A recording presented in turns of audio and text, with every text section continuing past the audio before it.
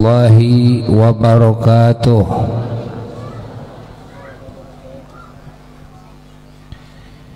Alhamdulillahi rabbil alamin, wabihi nasta'inu ala umuri dunya waddin, wa afdalus salati wa atammu taslim ala sayyidil awwalina wal akhirin, sayyidina wa nabiyyina wa maulana Muhammad wa ala alihi wa sahbihi wa tabi'in wa tabi'it tabi'ina lahum bi ihsanin ila yaumiddin. ولا حول ولا قوة إلا بالله العلي العظيم. أما بعد، فيا عباد الله أوصيكم ونفسي بتقوى الله، فقد فاز المتقون. قال الله تعالى: أعوذ بالله من الشيطان الرجيم، بسم الله الرحمن الرحيم. سبحان الذي أسرى بعبده ليلا من المسجد الحرام إلى المسجد الأقصى إلى المسجد الأقصى الذي باركنا حوله لنريه من آياتنا innahu huwas sami'ul basir. Wa qala ta'ala: syahru ramadhan alladhi unzila fihi al-Qur'an hudan linnas wa bayyinatin minal huda wal furqan.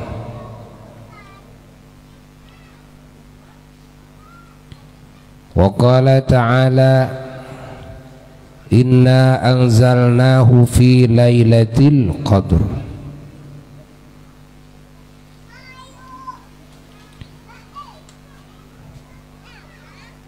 Wa qala ta'ala: inna anzalnahu fi lailatin mubarakah.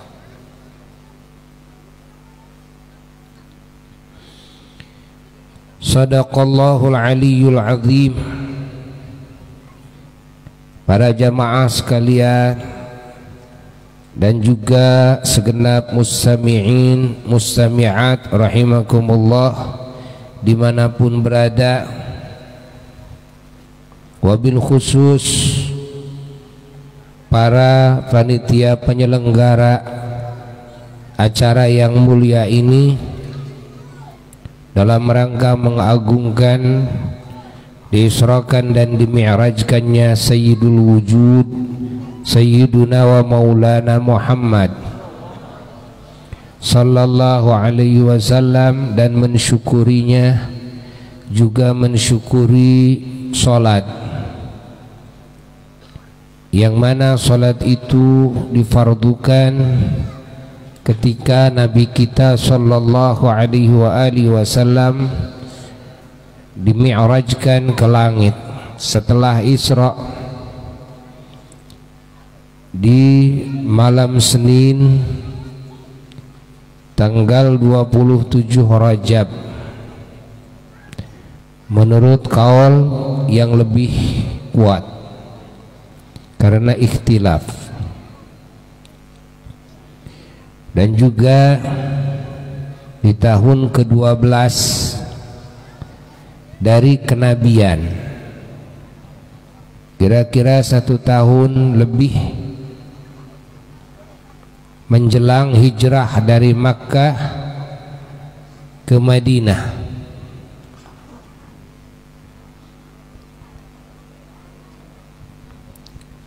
Isra dan Mi'raj adalah kejadian yang luar biasa, mukjizat yang sangat hebat. Isra dan Mi'raj adalah pangkat tertinggi bagi makhluk. Tidak ada pangkat tertinggi bagi makhluk kecuali pangkat yang Allah berikan kepada baginda Nabi besar Muhammad sallallahu alaihi wa alihi wasallam di waktu Isra dan Mi'raj. Isra dan Mi'raj adalah tanda-tanda kekuasaan Allah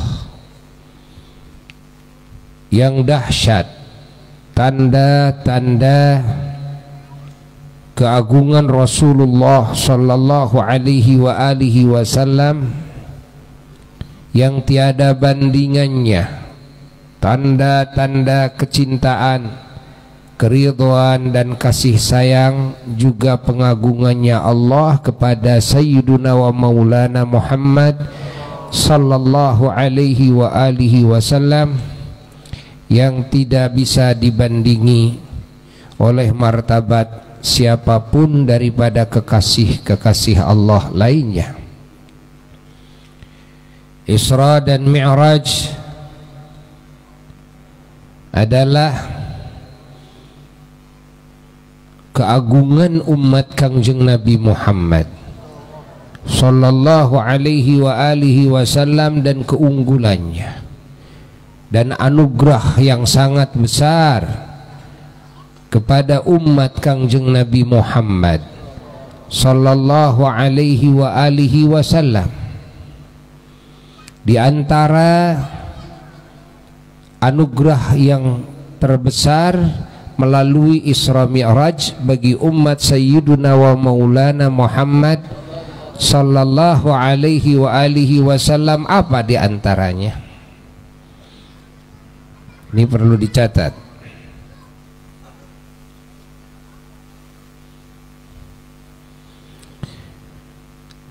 Yang pertama di antaranya adalah bahwa kita umat Islam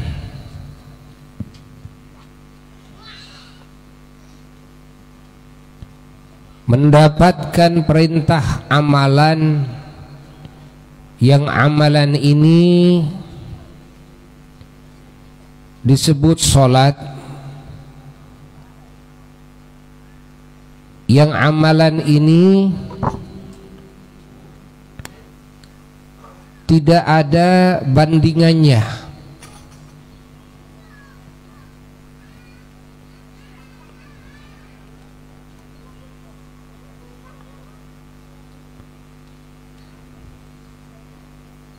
Baik yang diturunkan kepada Kangjeng Nabi Muhammad sallallahu alaihi wasallam maupun yang diturunkan kepada para nabi, para rasul lainnya. Kenapa tidak ada bandingannya?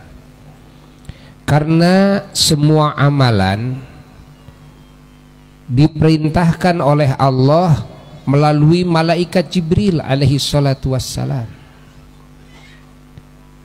Seluruh syariat yang Allah turunkan ke muka bumi, dari mulai yang Allah turunkan kepada Nabi Adam alaihi salatu wassalam sampai kepada Kangjeng Nabi Isa alaihi salatu wassalam, dan galib-galibnya yang Allah turunkan kepada Nabi kita Sayyiduna wa Maulana Muhammad sallallahu alaihi wasallam, itu semuanya melalui safir, yakni safir itu melalui utusan Allah dari bangsa malaikat, yaitu malaikat Jibril alaihi salatu wassalam, yang diperintahkan oleh Allah menyampaikan keilmuan, menyampaikan syariat, menyampaikan risalah, menyampaikan wahyu kepada semua rasul kecuali salat. Malaikat Jibril alaihi salatu wassalam tidak tahu menahu tentang salat, dalam arti beliau tidak mendapatkan mandat perintah Allah untuk menyampaikan perintah salat yang 5 waktu ini. Ingat,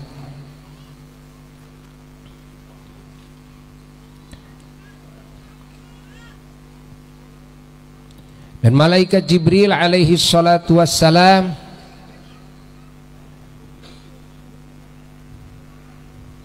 beliau tidak tahu menahu tentang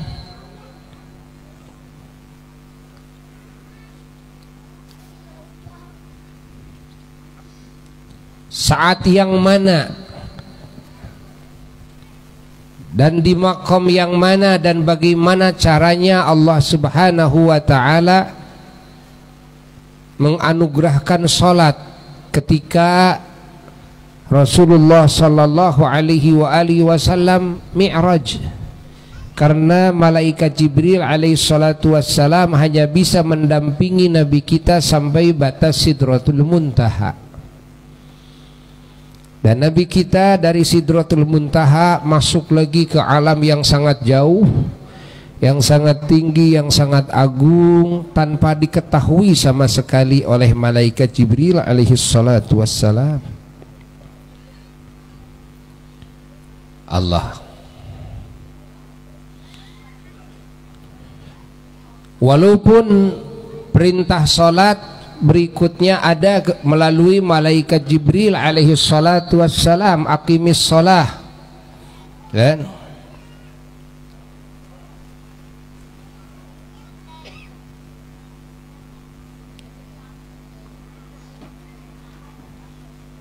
Dan juga ada beberapa ayat lainnya yang menjelaskan tentang mendirikan sholat.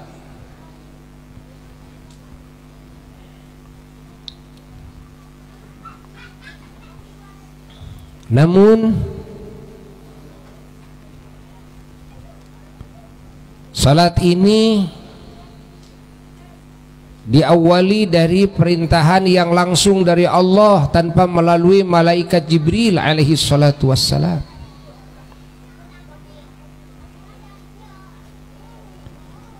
Maka sholat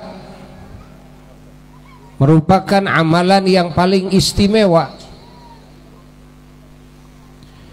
dan para rasul yang lain ketika diberi wahyu oleh malaikat Jibril alaihi salatu wassalam dari Allah Jalla Jalaluhu wahdah, para rasul sedang berada di dunia.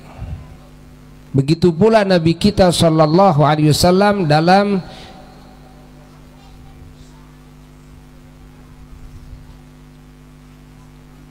galibnya wahyu yang Allah turunkan kepada Nabi kita. Kecuali sholat, Allah turunkan perintahan sholat satu langsung tanpa melalui malaikat Jibril alaihi salatu wassalam. Yang kedua, perintahan salat itu ketika Nabi kita sallallahu alaihi wasallam ada di alam yang sangat agung, ada di tempat yang sangat suci, yang sangat mulia, di alam malakut, bukan di bumi.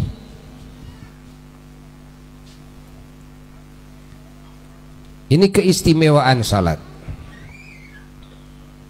di antaranya. Sehingga salat ini oleh Allah dijadikan tiangnya agama,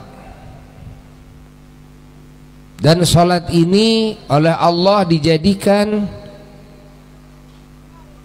amalan untuk interaksi secara khusus antara hamba Allah dengan Tuhannya, dengan Allah Jalla Jalaluhu wahdah, sehingga tidak ada munajat-munajat dan doa-doa dan juga bacaan Quran dan tasbih dan gerakan-gerakan yang terbaik yang dilakukan oleh mukmin muslim kecuali yang dilakukan dalam salat. Kalau kita baca Quran di luar salat dapat pahala besar pahalanya. Dari satu huruf saja 10 kali lipat. Dari satu hurufnya, tanpa kita melihat tulisan Quran. Kalau melihat tulisan Quran tanpa menyentuh Quran, kita dapat pahala dari melihatnya.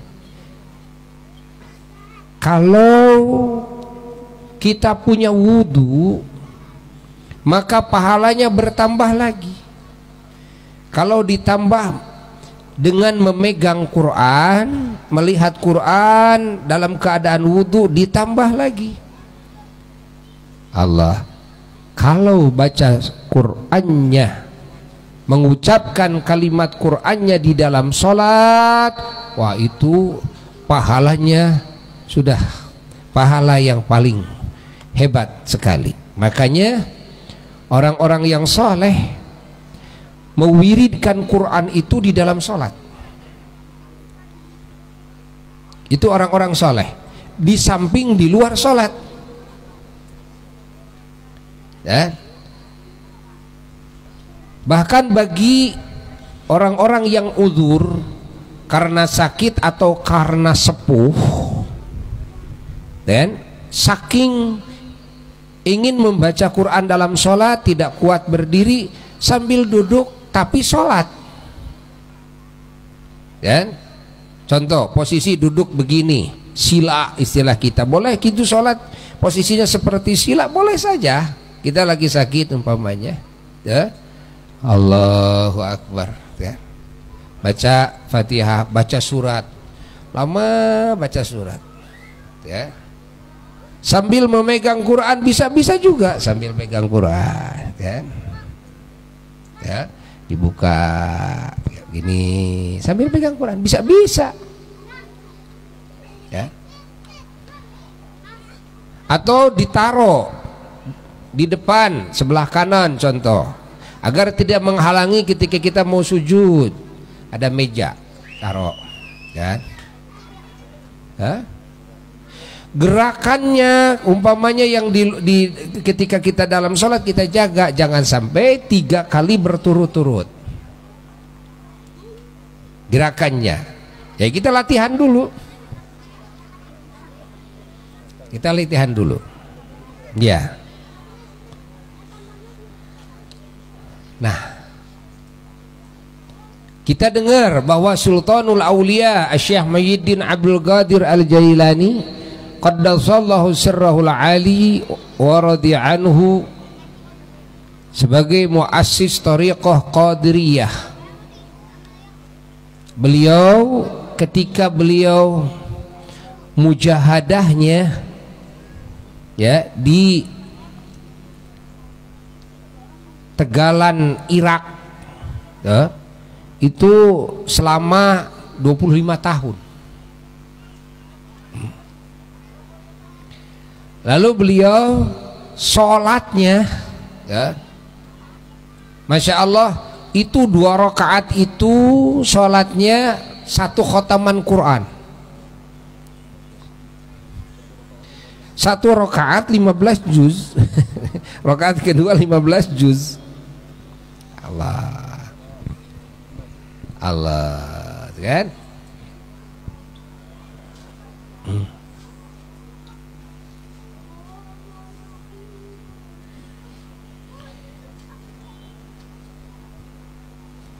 Dan banyak lagi para aulia-aulia Allah yang menghabiskan umurnya dengan baca Quran di dalam sholat. Buya pernah punya salah satu guru, Al-Habib Ahmad Al-Kaf di Madinah Al-Munawwarah. Beliau asalnya dari Yaman, mukim di Makkah. Udah kira-kira 40 tahun. Udah syiban, masih ada. Beliau menceritakan kepada Buya 4 kali bertemu langsung dengan Nabi Khadir alaihi salatu wassalam, ya. Langsung, bukan mimpi, langsung.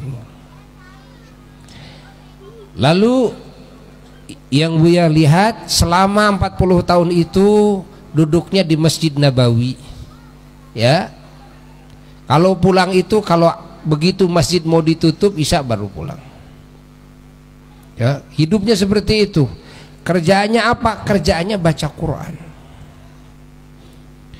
Baca Qurannya dalam sholat sambil berdiri. Kalau dia capek sambil berdiri baca Quran, duduk, ada kursi. Tapi dalam sholat terus saja bacaannya baca Qurannya dalam sholat. Ya, itu dari pagi sampai malam, Masya Allah. Itu berpuluh-puluh tahun seperti itu.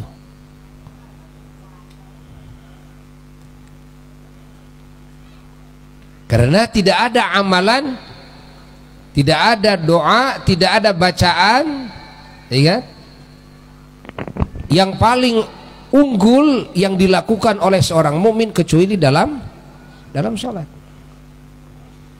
Makanya orang-orang soleh sholatnya itu suka lama karena ditambah dengan warna-warni doa, ya, dan baca Qur'annya lama. Kita dengar Rasulullah Sallallahu Alaihi Wasallam sampai bengkak kakinya dipakai sholat. Karena apa? Karena sangat lama sekali berdirinya baca Qur'annya. Ya kalau sholatnya kayak kita, kapan bengkaknya? Ya kan? Nah, tapi ada terjadi yang bengkak jidatnya. Kenapa? Karena terlalu kecepatan, terbentur ke keramik, akhirnya ngejendol sebesar nog telur di sini, gitu kan? Apalagi taraweh itu, hati-hati itu, ya.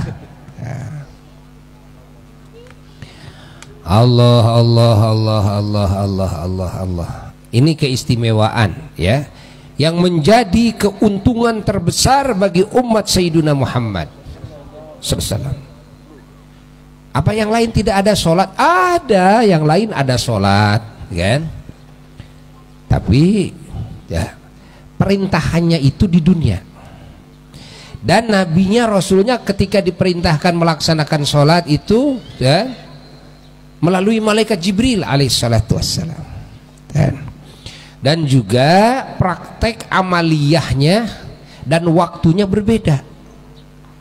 Kalau para rasul dulu sholat itu, ya, jadi bentuk amalannya tidak sama, gerakannya juga tidak sama. Ada yang berdiri saja, ada yang ruku saja, ada yang sujud saja, itu kan. Nah, kalau umat Sayyidina wa Maulana Muhammad SAW, semua amalan sholat yang dilakukan oleh seluruh rasul, semua dikumpulkan dalam sholat, ya, yang diperintahkan kepada Sayyidina wa Maulana Muhammad sallallahu alaihi wasallam. Ada yang subuh saja, ada yang zuhur saja, ada yang asar saja, ada yang maghrib saja, ada yang isya saja. Nah, ini yang pertama. Maka kita wajib syukur, kita acara seperti ini, ya, yang diadakan oleh keluarga besar Majelis Taklim yang disesepuhi oleh Al-Ustadz Nawawi hafizahullah ta'ala, dan juga para pemuda di wilayah Talun.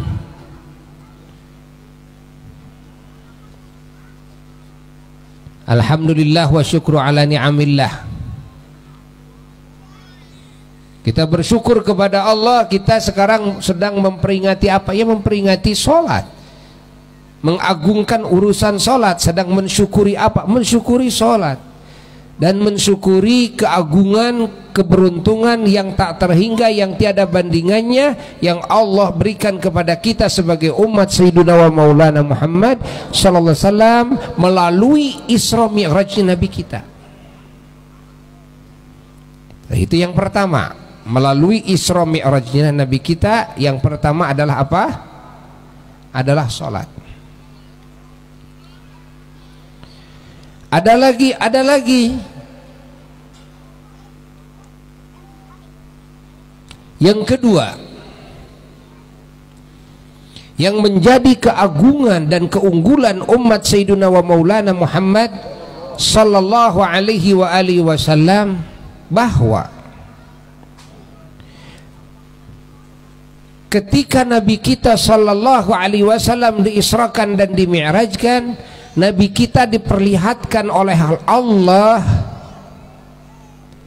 ke surga dan diperlihatkan ke neraka, sehingga Nabi kita sallallahu alaihi wasallam tahu persis, melihat langsung apa isi surga, bagaimana kenikmatan surga, bagaimana pahala-pahala daripada orang-orang yang beriman, yang beramal soleh ketika masuk surga.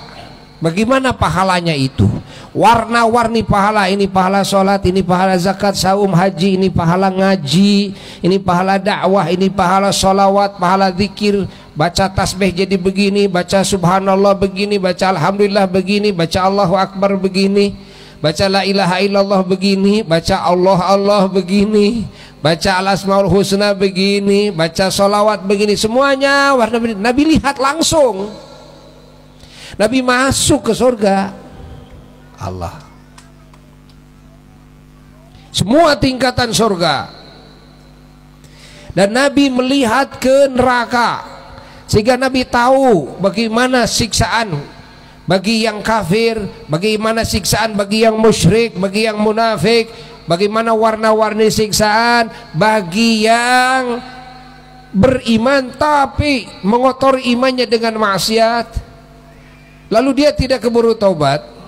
Dan tidak ada seorang pun nabi, rasul, wali, ulama, syuhada, solihin yang mensyafaatinya, sehingga mau tidak mau dia harus masuk neraka. Bagaimana siksaannya? Nabi lihat sendiri,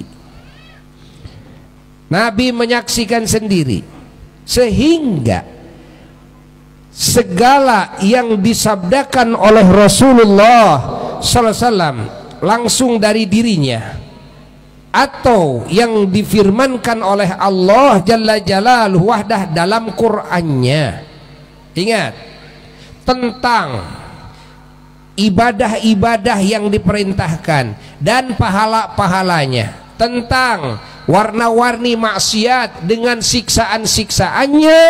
Ingat, kita diberitahu oleh Rasul yang lihat langsung, sementara Rasul-Rasul lain kalau berbicara tentang pahala dan tentang siksa itu, para Rasul lain tidak ada yang melihat langsung, tapi wahyu dari Allah melalui malaikat Jibril alaihissalatu wassalam. Amal ini begini nih pahalanya, kan? Dosa ini begini siksaannya. Kalau Nabi kita tidak, kan? Nabi kita itu kan berbicara atas kesaksiannya langsung, ya. Sehingga ingat, keutamaannya beda. Ilmu yang kita dapat, amaliyah yang kita amalkan beda keutamaannya dengan ilmu dan amaliyah yang didapat melalui para rasul yang lain. Maka jangan heran kalau Nabi Isa alaihissalatu wassalam ingin jadi umat Nabi Muhammad sallallahu alaihi wasallam dan dikabul oleh Allah jadi umat Nabi Muhammad sallallahu alaihi wasallam. Nabi Musa pun menangis-nangis ingin jadi umat Nabi Muhammad sallallahu alaihi wasallam, kan? Namun tidak dikabulkan oleh Allah secara langsung, dipanjangkan umurnya, kan?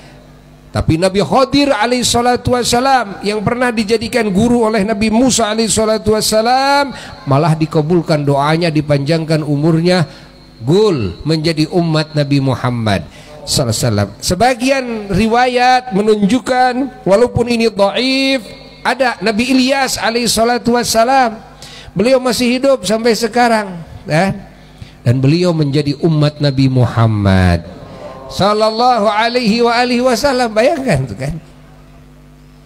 Padahal beliau ini punya syariat masing-masing, sampai rela melepas syariatnya dan mengamalkan syariat Nabi akhir zaman.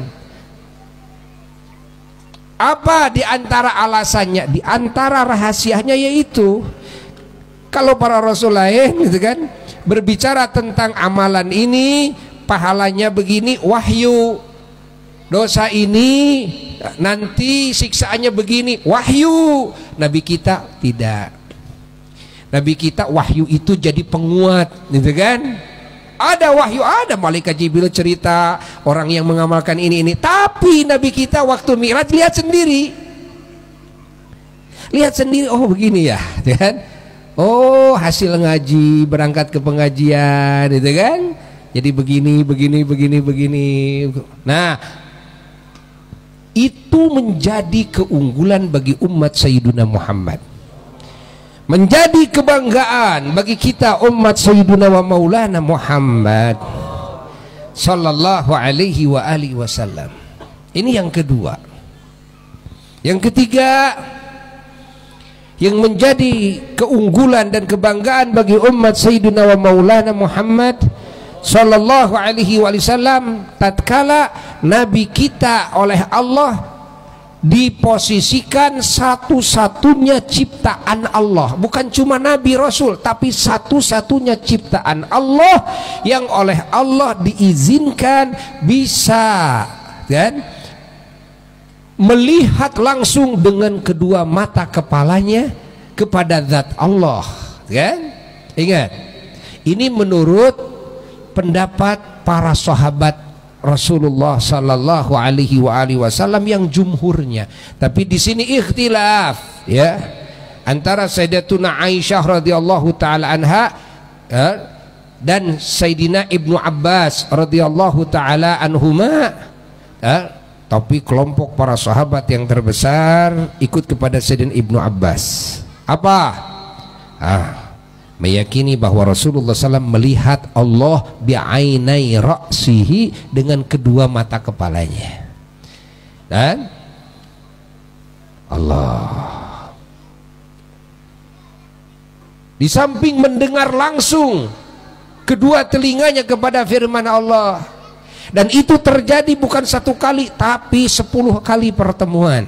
Karena bolak-balik antara makom alam pertemuan dengan Allah dengan Nabi Musa alaihissalatu wassalam yang posisinya di langit ke-6 saat itu.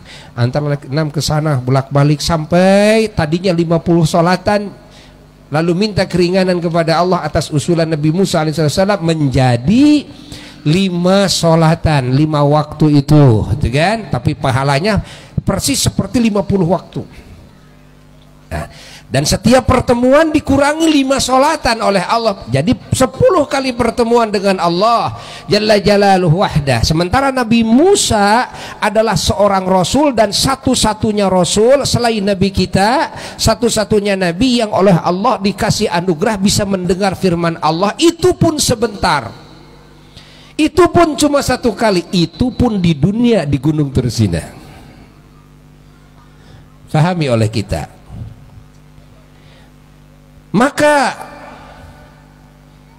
sebagai seorang rasul, imam, guru bagi umatnya, ketika derajatnya lebih tinggi, maka derajat umatnya naik juga menjadi lebih tinggi. Istilah bahasa kita, siapa dulu gurunya, gitu kan? Kalau gurunya lebih tinggi, ya lebih tinggi nanti muridnya. Itu otomatis itu ya. Para rasul lain memiliki umat masing-masing yang dididik oleh beliau-beliau, dan banyak ya, umatnya yang berhasil menjadi wali Allah ya. Para rasulnya bagaimana? Ma'rifat kepada Allah, imamnya para arifin, melihat kepada Allah, namun melihatnya biqulubihim, dengan hatinya. Ingat, dengan hatinya, tidak dengan kedua mata kepalanya. Bagi umum oleh Allah sudah dikasih undang-undang, la tudrikuhul absar wa huwa yudrikul absar wa huwal latiful khabir. Mata ini tidak akan bisa melihat zat Allah Jalla Jalaluhu wahda. Itu bagi semuanya, tapi tetap ada yang dikecualikan oleh Allah. Bagi Sayyiduna wa Maulana Muhammad sallallahu alaihi wa alihi wasallam.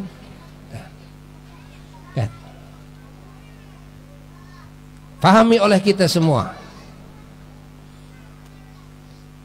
Maka ketinggian derajat Nabi kita otomatis ini menjadi keunggulan derajat bagi umat Sayyiduna wa Maulana Muhammad sallallahu alaihi wasallam. Hatta Nabi kita diisrokannya dan dimi'rajkannya, yang mana diisrokan dimi'rajkan tidak pernah terjadi kepada semua nabi dan rasul sebelumnya, tidak pernah terjadi kepada manusia bangsa jin sebelumnya, tidak pernah terjadi. Ingat, tidak pernah terjadi dan tidak akan terjadi setelahnya. Ini khusus Isra Mi'raj hanya bagi Sayyiduna wa Maulana Muhammad sallallahu alaihi wasallam. Maka ini menjadi keberuntungan yang tak terhingga bagi kita umat Sayyiduna wa Maulana Muhammad sallallahu alaihi wasallam.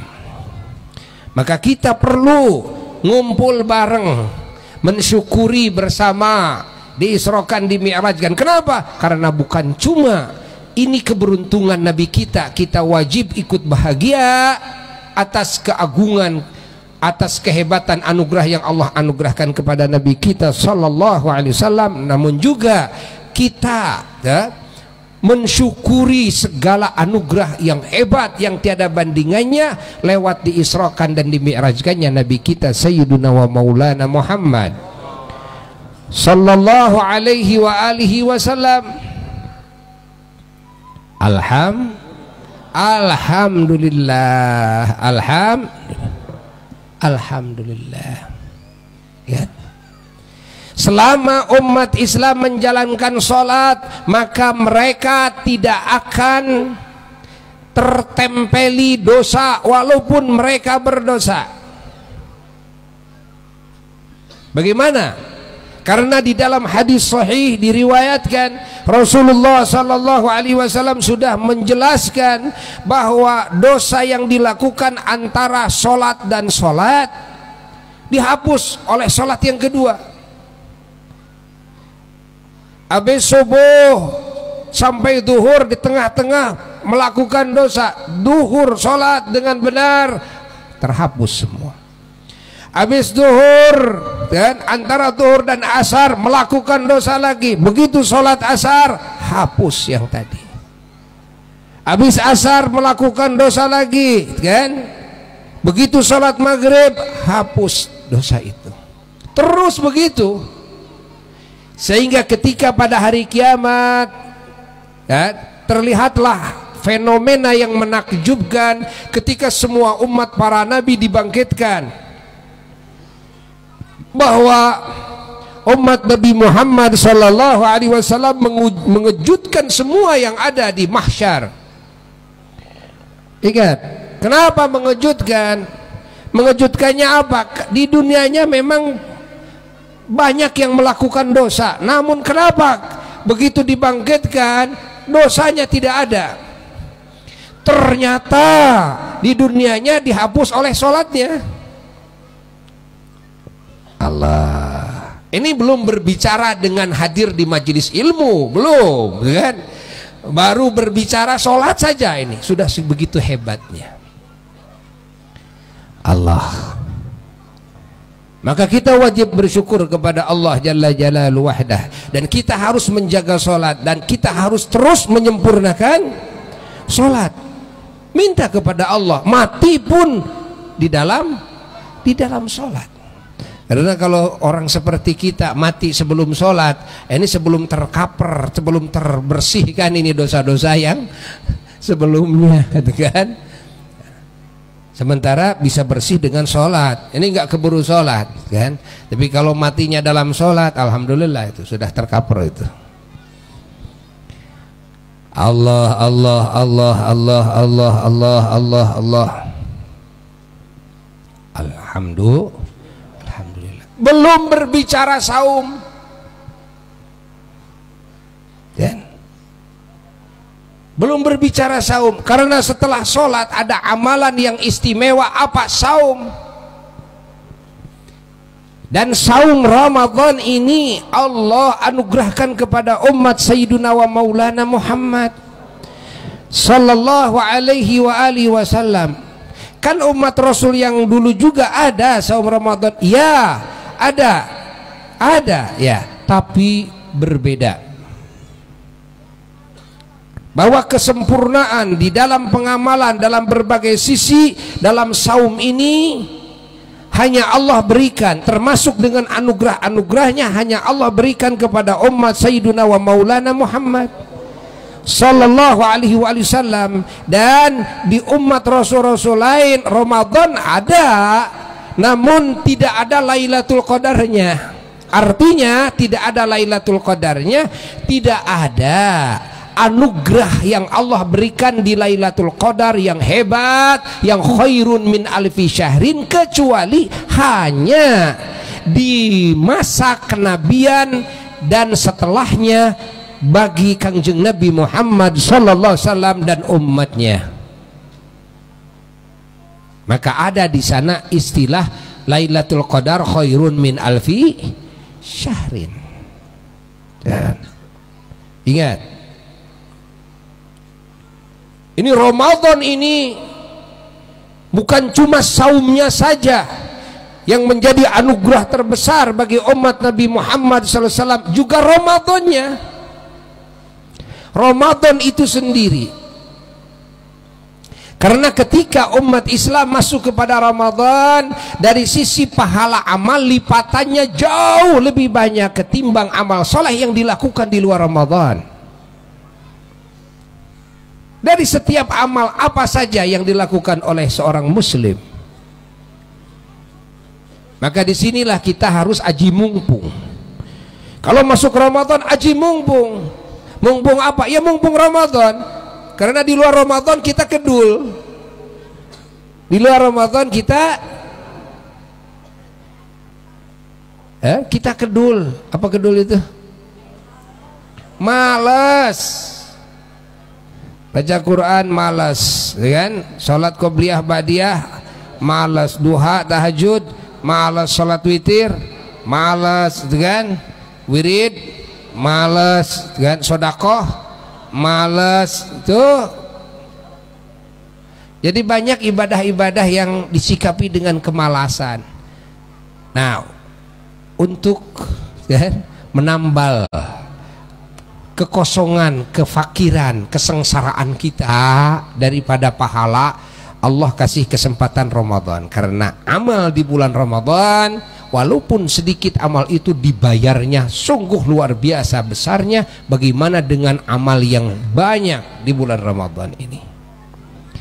Nah, maka baca Quran harus banyak, sholawat harus banyak, zikir harus banyak, ya, sholat harus banyak, di samping harus bagus, harus banyak juga.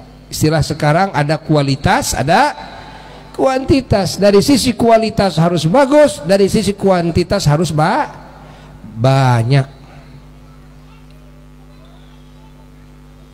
Eces? Jelas? Alhamdulillah. Sodako harus banyak, kan?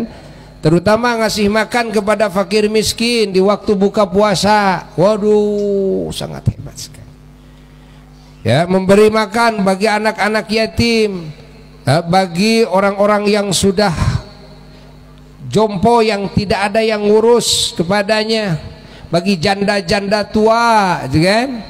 Yang sudah nggak ada yang ngurus kepadanya, data sama kita. Tapi kalau janda-janda muda atau janda tua kaya, lain lagi itu, ya kan? Ya kan?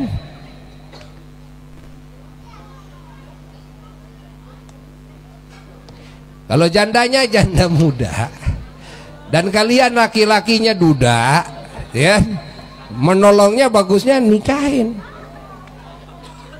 ya. Itu menolongnya luar biasa. Ini ada di sini janda muda banyak, alhamdulillah. Siap-siap aja dilamar nanti, ya, sama duda-duda muda lagi. Itu, wah, di bulan puasa bagus tuh niat menolong tuh. Ngasih makan saja sudah bagus. Ini ngasih makannya seumur hidup. Ditambah lagi plusnya lebih banyak lagi. Ya. Siap-siap Ramadan kawin. Ada yang bertanya ke Buya, kalau nikah di bulan Ramadan boleh enggak? Bukan boleh, bagus. Kenapa? Selama amal soleh dilakukan di bulan Ramadan, kita niatnya nikah itu apa? Kalau kita niatnya nikah itu jadi amal ibadah di bulan Ramadan, lipatan pahalanya luar biasa. Luar biasa lipatan pahalanya. Cuma harus siap saum saja di siang hari. Kan? Allah Allah Allah Allah Allah Allah Allah Allah Allah. Allah tidak kasihkan Lailatul Qadar, keunggulannya, anugerahnya kepada umat Rasul manapun. Ingat. Dan di Lailatul Qadar lah Allah menurunkan Al-Quran secara keseluruhan dari Lauh Mahfuz ke langit dunia. Ada tempatnya disebut Baitul Izzah, rumah keagungan. Ya. Yang 114 surat semuanya diturunkan sekaligus di Lailatul Qadar. Tanggal berapa itu diturunkannya di Lailatul Qadar? Di dalam hadis diturunkan tanggal 24 Ramadan. Dan diturunkan di malam Qadar. Inna anzalnahu fi Lailatul Qadar. Paham ya? Itu riwayat yang kuat, 24 Ramadan. Makanya ulama mengatakan bahwasanya Lailatul Qadar itu terjadi di malam-malam 10 yang akhir, itu kemungkinan besarnya. Dan lebih besar lagi kemungkinan di malam-malam ganjilnya. Namun tidak menutup kemungkinan juga di malam genap. Kenapa? Karena Quran diturunkan di Lailatul Qadar. Sementara ada hadis sahih yang meriwayatkan dari Nabi bahwa Quran diturunkan itu di malam 24 Ramadan. Kan? Ada sebagian riwayat yang menyebutkan di pertengahan Ramadan. Dan pahami ya, hayati oleh kita. Allah, sehingga Ramadan ini bertambah lagi keunggulannya dengan diturunkannya Quran di bulan Ramadan, dengan diadakannya Lailatul Qadar di bulan Ramadan. Dan di bulan Ramadan lah Allah Subhanahu wa ta'ala menutup semua pintu neraka, membuka semua pintu surga, membuka pintu langit, sehingga doa-doa hambanya dikabul semuanya oleh Allah, diangkat derajat hamba-hambanya setinggi-tingginya Allah, dan dibebaskan hamba-hambanya dengan jumlah banyak setiap malamnya di bulan Ramadan, dan diringkus semua setan, dan juga diliburkan siksa kubur, dan diliburkan pertanyaan malaikat munkar nakir di kubur selama 1 bulan. Allah, istimewa luar biasa itu Ramadan, luar biasa. Maka orang yang paling rugi disebutkan dalam hadis Nabi, yang rugi serugi-ruginya ketika dia masuk Ramadan, yang lain dapat ampunan Allah, dia kagak. Ini yang sangat rugi sekali. Padahal ampunan Allah setiap malam datang, pembebasan daripada murka Allah, daripada siksa neraka, diampuni dosanya. Ini enggak.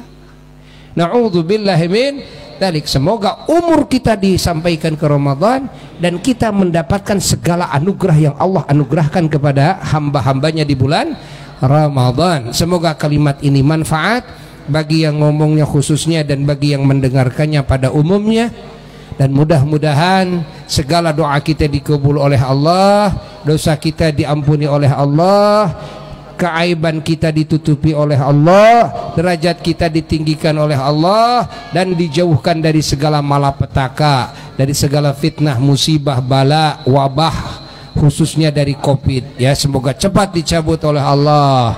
yang sudah terkena cepat disembuhkan lagi oleh Allah bijahin Nabi sallallahu alaihi wasallam wa bi sirri asraril Fatihah.